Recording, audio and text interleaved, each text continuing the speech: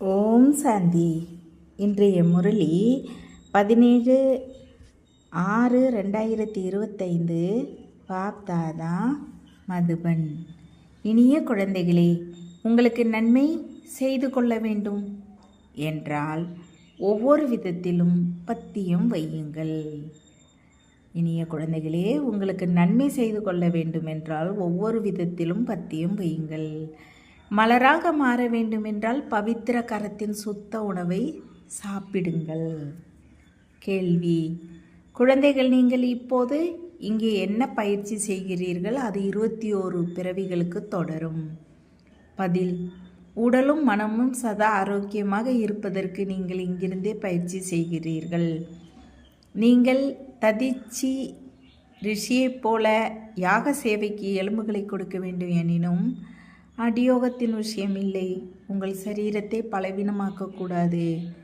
நீங்கள் யோகத்தால் 21 பிறவிகள் ஆரோக்கியம் பெறுகிறீர்கள். அதற்கான பயிற்சியை இங்கிருந்தே செய்கிறீர்கள். ஓம் சாந்தி. ரோஜா மலர் எங்கே இருக்கிறது? முன்வரிசையில் யார் அமர்ந்திருக்கிறார் என கல்லூரி அல்லது பல்கலைக்கழகத்தில் ஆசிரியர் மாணவர்களை பார்ப்பார். இதுவும் தோட்டம், எனினும் நம்பர்வாராகவே இருக்கிறீர்கள். இங்கே ரோஜா மலரை பார்க்கிறேன், அருகில் ரத்ன ஜோதியை பார்க்கிறேன், சில இடங்களில் எருக்கும் பூவையும் பார்க்கிறேன். தோட்டக்காரர் பார்க்க வேண்டும் தானே?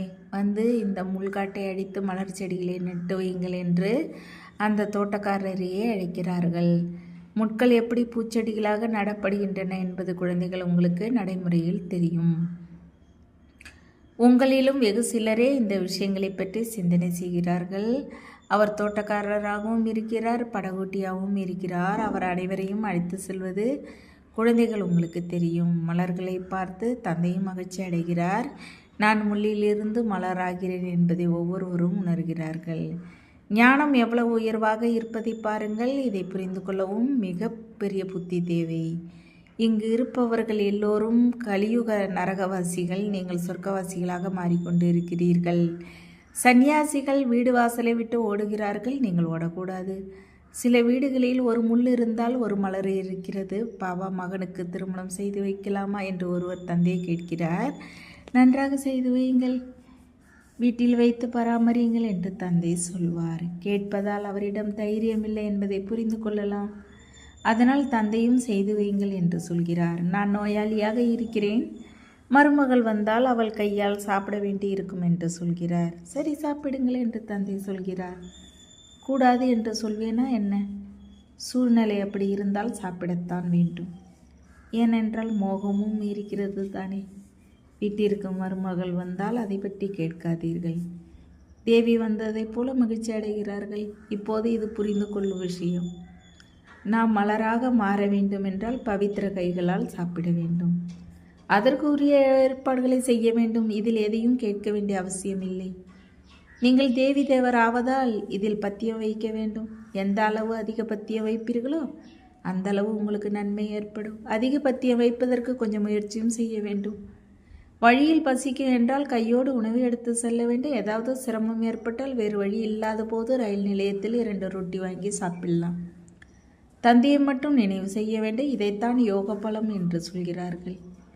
இதில் அடியோகத்திற்கு, அதாவது பிடிவாதமாக பட்னி கிடப்பதற்கு எந்த விஷயமும் இல்லை. சரீரத்தை பலவீனமாக்கக்கூடாது. ததிச்சி ரிஷியைப் போல எலும்புகளை கொடுக்க வேண்டும். இதில் அடியோகத்தின் விஷயம் கிடையாது. இவையெல்லாம் பக்தி மார்க்க விஷயங்கள்.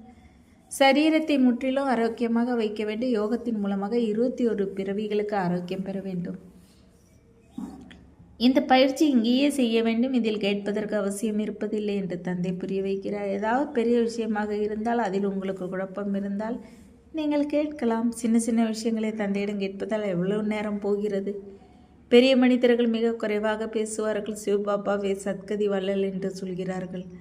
ராவணனை ஒன்றும் சத்கதி வள்ளல் என்று சொல்வதில்லை. ஒருவேளை அப்படி இருந்தால் அவனை எரிப்பது ஏன்? ராவணனும் பெயர் பெற்றவனாக இருப்பதை குழந்தைகள் புரிந்திருக்கிறீர்கள். ராவணனிடம் சக்தி அதிகம் இருக்கிறது, எனினும் அவன் எதிரியாக இருக்கிறான். அரைக்கல்பம் ராவண ராஜ்யம் நடக்கிறது, எனினும் எப்போதாவது அவன் புகழை கேட்டு இருக்கிறீர்களா? ஒன்றுமே இல்லை. 5 விகாரங்களை ராவணன் என்று சொல்வது உங்களுக்கு தெரியும். சாது சந்நியாசிகள் பவித்திரமாகும் பொழுது அவர்களுக்கு புகழ் பாடுகிறார்கள். இந்த நேர மனிதர்கள் எல்லோரும் பதித்தர்கள். யார் வந்தாலும் யாரோ ஒரு பெரிய மனிதர் வருகிறார் என வைத்துக்கொள்வோம். அவர் பாபாவை சந்திக்க வேண்டும் என்று சொன்னால் பாபா அவரிடம் என்ன கேட்பார்? ராம்ராஜ்யம் மற்றும் ராவண ராஜ்யத்தை பற்றி எப்போதாவது கேள்விப்பட்டு இருக்கிறீர்களா? மனிதர்கள் மற்றும் தேவர்களை பற்றி எப்போதாவது கேள்விப்பட்டு இருக்கிறீர்களா? இந்த நேரம் இருப்பது மனிதர்களின் ராஜ்யமா அல்லது தேவர்களின் ராஜ்யமா? மனிதர்கள் யார்? தேவர்கள் யார்? தேவர்கள் எந்த ராஜ்யத்தில் இருந்தார்கள் என்று தானே அவரிடம் கேட்பார். தேவர்கள் சத்தியுகத்தில் இருப்பார்கள். ராஜா ராணியைப் போல மக்களும் இருப்பார்கள். இது புது உலகமா அல்லது பழைய உலகமா? சத்தியுகத்தில் யாருடைய ஆட்சி இருந்தது, இப்போது யாருடைய ஆட்சி இருக்கிறது என்று நீங்கள் கேட்க முடியும். சித்திரங்கள் முன்னால் இருக்கின்றன. பக்தி என்றால் என்ன, ஞானம் என்றால் என்ன என்பதை தந்தையே அமர்ந்து புரிய வைக்கிறார். பாபா தாரணை ஆவதில்லை என அந்த குழந்தைகள் சொல்கிறார்களோ அவர்களிடம் அரே அப்பா மற்றும் ஆஸ்தியை நினைவு செய்வது சகஜம்தானே என்று தந்தை கேட்கிறார். தந்தை என்னை நினைவு செய்தால் ஆஸ்தி கிடைக்கும் என்று சொல்கிறார். பாரதத்தில் சிவ ஜெயந்தியும் கொண்டாடுகிறார்கள். எனினும் எப்போது பாரதத்திற்கு வந்து சொர்க்கத்தை படைத்தார்? பாரதம் சொர்க்கமாக இருந்ததை அறியவில்லை, மறந்துவிட்டார்கள். நாங்கள் சொர்க்கத்தை அதிபர்களாக இருந்தது பற்றி எங்களுக்கு எதுவும் தெரியவில்லை என்று நீங்களும் சொல்கிறீர்கள். இப்போது தந்தையால் மீண்டும் தேவி தேவராக மாறிக்கொண்டு இருக்கிறோம். நானே புரிய வைக்கிறேன். நொடியில் ஜீவன் முக்தி என்று பாடப்படுகிறது. எனினும் இதன் அர்த்தத்தையும் அறியவில்லை. நொடியில் நீங்கள் சொர்க்கத்தின் தேவதைகள் ஆகிறீர்கள் தானே. இதை இந்திர சபை என்று சொல்கிறார்கள். அவர்கள் மழை பொழிய வைப்பவரை இந்திரன் என்று நினைக்கிறார்கள். இப்போது மழை பொழிய வைப்பதற்கு ஏதாவது சபை நடக்குமா என்ன? இந்திரபுரி இந்திர சபை என்று என்ன சொல்கிறார்கள், என என்னென்ன சொல்கிறார்கள். இன்று மீண்டும் இந்த முயற்சி செய்கிறீர்கள். இது படிப்பு. பாரிஸ்டருக்கு படித்தால் நாளை நாம் பாரிஸ்டர் ஆவோம் என்பது புரிந்திருக்கிறார்கள். இன்று நீங்கள் படிக்கிறீர்கள், நாளை சரீரத்தை விடுத்து ராஜ்யத்திற்கு சென்று பிறவி எடுப்பீர்கள். நீங்கள் எதிர்காலத்திற்கு பலனை பெறுகிறீர்கள். இங்கே படித்துவிட்டு போகிறீர்கள். பிறகு நமது பிறவி சத்தியுகத்தில் இருக்கும். இளவரசர் இளவரசி ஆவதை குறிக்கோள். இது ராஜயோகம். பாபா எனது புத்தி திறப்பதில்லை என்று யாராவது தந்தையிடம் சொன்னால், உன் தலையெழுத்து அப்படி இருக்கிறது, நாடகத்தில் பாகம் அப்படி இருக்கிறது, தந்தை எப்படி அதை மாற்ற முடியும் என்று கேட்கிறார். சொர்க்கத்தின் அதிபர் ஆவதற்கு அனைவருக்கும் உரிமை இருக்கிறது. எனினும் வரிசைப்படியே இருப்பார்கள். அதற்காக எல்லோரும் மகாராஜா ஆக மாட்டார்கள். கடவுளுக்கு சக்தி இருந்தால் எல்லோரையும் மகாராஜாவாக மாற்ற வேண்டும் என்று சிலர் சொல்கிறார்கள். பிறகு பிரஜைகள் எங்கிருந்து வருவார்கள்? இது புரிந்து கொள்ளும் விஷயம். இந்த லட்சுமி நாராயணன் ராஜ்யம் இருந்தது. இப்போது பெயருக்கு மாத்திரம் மகாராஜா மகாராணியாக இருக்கிறார்கள். பட்டமும் கொடுக்கிறார்கள். ஓரிரு லட்சங்களை கொடுத்தால் ராஜாராணி பட்டம் கிடைக்கிறது. பிறகு அதன்படி நடக்கவும் வேண்டும். நாம் ஸ்ரீமத்துப்படி நமது ராஜ்யத்தை ஸ்தாபனை செய்து கொண்டிருப்பது இப்போது குழந்தைகள் உங்களுக்கு தெரியும். அங்கே எல்லோரும் அழகாக வெண்மையாக இருப்பார்கள். இந்த லட்சுமி நாராயணர் ராஜ்யம் இருந்தது. சாஸ்திரங்களில் கல்பத்தின் ஆயுளை நீண்டமாக எழுதிய காரணத்தால் மனிதர்கள் மறந்துவிட்டார்கள். இப்போது நீங்கள் சியாமிலிருந்து சுந்தராக மாற முயற்சி செய்கிறீர்கள். இப்போது தேவதைகள் கருப்பாக இருப்பார்களா என்ன? ஸ்ரீ கிருஷ்ணரை நீல வண்ணத்திலும் ராதையை வெண்மையாகவும் காட்டுகிறார்கள். இருந்தால் இருவரும் அழகாக இருப்பார்கள் தானே. பிறகு காம சிதையில் ஏறி இருவரும் கருப்பாக ஆகிறார்கள். அங்கே பொன்னுலகின் அதிபராக இருக்கிறார்கள். இது கருப்பான உலகம். குழந்தைகள், உங்களுக்கு இப்போது மனதின் மகிழ்ச்சி இருக்க வேண்டும். அடுத்து தெய்வீக குணங்களையும் தாரணை செய்ய வேண்டும். பாபா பீடி குடிக்கும் பழக்கத்தை விட முடியவில்லை என்று சிலர் சொல்கிறார்கள். அப்படியா? நல்லது, நன்றாக குடி என்று பாபா சொல்கிறார். கேட்டால் என்ன சொல்வது? பத்தியப்படி நடக்கவில்லை என்றால் விழுவீர்கள். உங்களுக்கு சொந்த அறிவு இருக்க வேண்டும் தானே. நாம் தேவராவதால் நமது நடத்தை, உணவு எல்லாம் எப்படி இருக்க வேண்டும்? நான் லட்சுமி நாராயணரை மனம் செய்வேன் என்று எல்லோரும் சொல்கிறார்கள். நல்லது, உங்களிடம் அப்படிப்பட்ட குணம் இருக்கிறதா என்பதை பாருங்கள். நான் பீடி கொடுத்தால் நாராயணர் ஆக முடியுமா? நாரதரின் கதையும் இருக்கிறது. நாரதர் என ஒருவர் மட்டும் கிடையாது. எல்லா மனிதர்களும் பக்தர்களே, நாரதர்களே. நாம் தேவர்கள் ஆவதால் நமது நடத்தை எப்படி இருக்க வேண்டும் என்பதை தேவராகும் குழந்தைகள் அகநோக்கில் இருந்து தனக்குத்தானே பேச வேண்டும் என்று தந்தை சொல்கிறார். நாம் தேவராவதால் சாராயம் குடிக்க முடியாது, பீடி குடிக்க முடியாது, விகாரத்திற்கு போக முடியாது, பதித்த கைகளில் சாப்பிட முடியாது. இல்லை என்றால் மனநிலையில் பாதிப்பு ஏற்படும். இந்த விஷயங்களை தந்தை அமர்ந்து புரிய வைக்கிறார். நாடகத்தின் ரகசியமும் யாருக்கும் தெரியாது. இது நாடகம். எல்லோரும் நடிகர்கள். ஆத்மாக்கள் நம்ம மேலிருந்து வருகிறோம். பாகத்தை முழு உலக நடிகர்களும் நடிக்க வேண்டும். அனைவருக்கும் அவரவர் பாகம் இருக்கிறது. எத்தனை நடிகர்கள் எப்படி நடிக்கிறார்கள்? இது வெரைட்டி தர்மங்களின் மரம். ஒரு மாமரத்தை வெரைட்டி மரம் என்று சொல்ல முடியாது. அதில் மாங்காய் மட்டும் இருக்கும். இது மனித சிருஷ்டி மரமாக இருந்தபோது இதன் பெயர் வெரைட்டி தர்மங்களின் மரம். விதை ஒன்று தான். ஆனால் மனிதர்களின் வெரைட்டி எத்தனை என்று பாருங்கள். ஒருவர் இப்படி, ஒருவர் அப்படி. இவை அனைத்தையும் தந்தை அமர்ந்து புரிய வைக்கிறார். மனிதர்களுக்கு எதுவும் தெரியாது. மனிதர்களை தந்தையே தங்க புத்தியாக மாற்றுகிறார். இதை பழைய உலகம் இன்னும் சில நாட்களே மீதம் இருப்பது குழந்தைகள் உங்களுக்கு தெரியும்.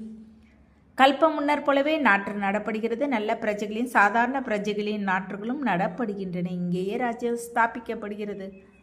குழந்தைகளை ஒவ்வொரு விஷயத்திலும் புத்தியை செலுத்த வேண்டும். அதற்காக முரளியை கேட்கும் கேளாமலும் இருக்கக்கூடாது. இங்கே அமர்ந்து இருந்தாலும் புத்தி வெளியே அலைந்து கொண்டு இருக்கிறது. சில நேரடியாக முரளி கேட்டு மனம் நிகழ்ந்து போகிறார்கள். சிலர் நேரடியாக முரளி கேட்டு மனம் நிகழ்ந்து போகிறார்கள். அப்படியும் இருக்கிறார்கள். முரளிக்காக ஓடி வருகிறார்கள். பகவான் கற்பிப்பதால் அந்த படிப்பை விடவே கூடாது. டேப்பில் துல்லியமாக பதியப்படுகிறது. அதை கேட்க வேண்டும். பணக்காரர்கள் விலைக்கு வாங்கினால் ஏழைகள் கேட்பார்கள். எவ்வளவு பேருக்கு நன்மை ஏற்படும். ஏழை குழந்தைகளும் தமது பாக்கியத்தை மிக உயர்வாக மாற்ற முடியும். பாபா குழந்தைகளுக்காக கட்டிடங்களை கட்ட வைக்கிறார். ஏழைகள் 2 ரூபாய் கூட மணி ஆர்டர் செய்கிறார்கள். பாபா என் பெயரில் ஒரு செங்கலை கட்டி வையுங்கள், 1 ரூபாயை அகத்தில் போடுங்கள் என்று சொல்கிறார்கள். பிறகு யாராவது உண்டியலை நிறைப்பவராகவும் இருப்பார். மனிதர்கள் ஆஸ்பத்திரி போன்றவற்றை கட்டும்போது எவ்வளவு செலவாகிறது. செல்வந்தர்கள் அரசாங்கத்திற்கு அதிக உதவி செய்கிறார்கள். அதனால் அவர்களுக்கு என்ன கிடைக்கும்? அற்பகால சுகம். இங்கே நீங்கள் எதை செய்தாலும் 21 பிறவிகளுக்கு செய்கிறீர்கள். பாபா எல்லாவற்றையும் கொடுத்தார். அவர் முதல் எண்ணில் உலகின் அதிபர் ஆகிவிட்டதை பார்க்கிறீர்கள். 21 பிறவிகளுக்கு அப்படிப்பட்ட பேரத்தை யார் செய்ய மாட்டார்? அதனால் தானே போலாநாதர் என்று சொல்கிறீர்கள்.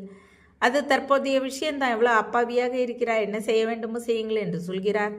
எத்தனை ஏழை மகள்கள் தையல் வேலை செய்து வயிறு வளர்க்கிறார்கள். இவர்கள் மிக உயர்ந்த பதவி பெறுபவர்கள் என்பது தந்தைக்கு தெரியும். குசேலரின் உதாரணம் இருக்கிறது தானே. பிடி அவளுக்கு பதிலாக 21 பிறவிகளுக்கு மாளிகை கிடைத்தது. நீங்கள் இந்த விஷயத்தை நம்புவார் முயற்சி தக்கபடி அறிவீர்கள். நான் போலநாதராகவும் இருக்கிறேன் என்று தந்தை சொல்கிறார். இந்த தாத்தா ஒன்றும் போலநாதர் இல்லை, இவரும் போலநாதர் சிவபாபா என்று சொல்கிறார். எனவே அவரை தொழிலதிபர், நகை வியாபாரி, மந்திரவாதி என்று சொல்கிறார்கள். நீங்கள் உலகின் அதிபராகிறீர்கள். இங்கே பாரதம் ஏழை, பிரஜா செல்வந்தர், அரசாங்கம் ஏழை. பாரதம் எவ்வளவு உயர்வாக இருந்தது, சொர்க்கமாக இருந்தது என்பதை இப்போது நீங்கள் புரிந்திருக்கிறீர்கள். அதன் அடையாளங்களும் இருக்கின்றன. சோமநாதர் கோவில் எவ்வளவு தங்க வைரங்களால் அலங்கரிக்கப்பட்டு இருந்தது. ஒட்டகங்களை நிறைத்து அந்த தங்க வைரங்களை எடுத்து சென்றார்கள். இப்போது இந்த உலகம் நிச்சயம் மாற வேண்டும் என்பது குழந்தைகள் உங்களுக்கு தெரியும். அதற்காக நீங்கள் தயாராகி கொண்டு இருக்கிறீர்கள். யார் செய்வார்களோ அவர்கள் பெறுவார்கள். மாயாவின் எதிர்ப்பு அதிகமாக இருக்கிறது. நீங்கள் ஈஸ்வரின் வழியில் நடப்பவர்கள், மற்ற எல்லோரும் ராவண வழியில் நடப்பவர்கள். நீங்கள் சிவபாபாவை சேர்ந்தவர்கள். சிவபாபா உங்களுக்கு ஆஸ்தி கொடுத்தார்.